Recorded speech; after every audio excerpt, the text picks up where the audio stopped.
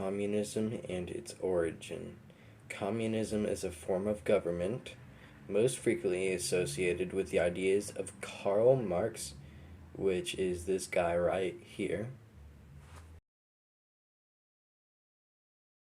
What's cool about communism is that its basic ideas did not originate with Karl Marx. It actually was originated by Plato and Aristotle.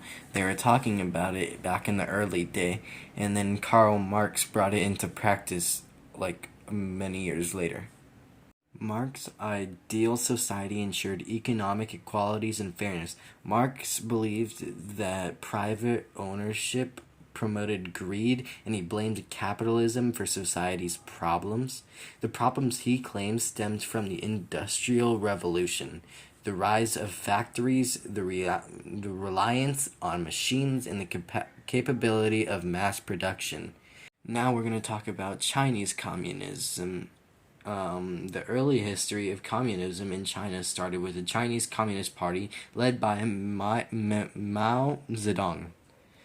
Overthrew the Republic of China in 1949. The political party subsequently proclaimed the establishment of the People's Republic of China. Here is a picture of the man, the myth, the legend, Mao Zedong, the originator of Chinese communism.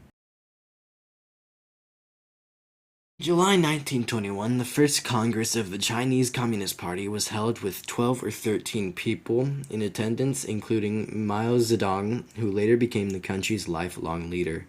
Participants of the Shanghai meeting could not even remember the exact day, but today the same party has millions of members continuing to chart China's destiny.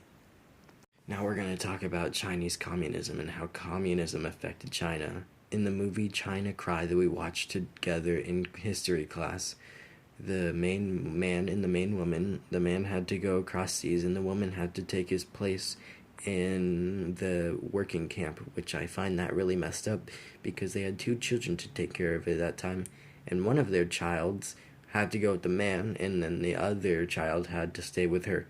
So they basically were separated at birth, and that probably is very hard when they reunite. They have to learn to know each other better.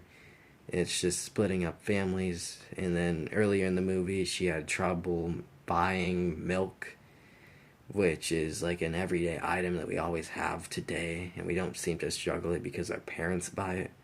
But back then in China, they had to get their own stuff. They couldn't rely, because it's communism, everything is everyone's. So they had to share their money with the government, and they were really poor.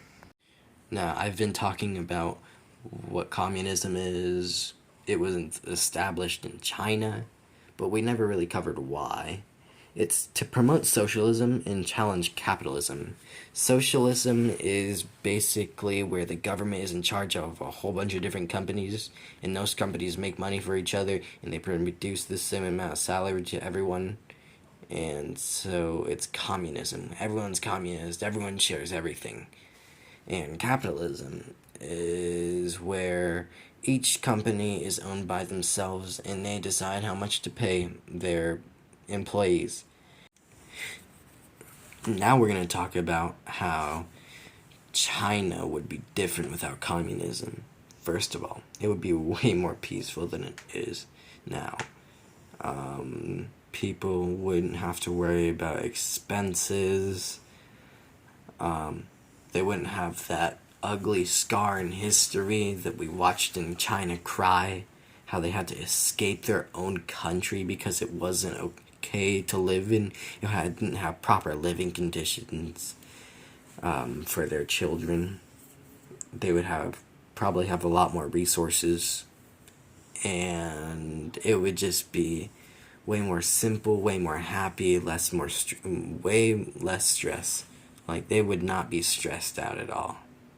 I mean, yeah, there would be some obstacles in life, but they would not have to worry about communism. And that is my conclusion on communism in China. I hope you enjoyed.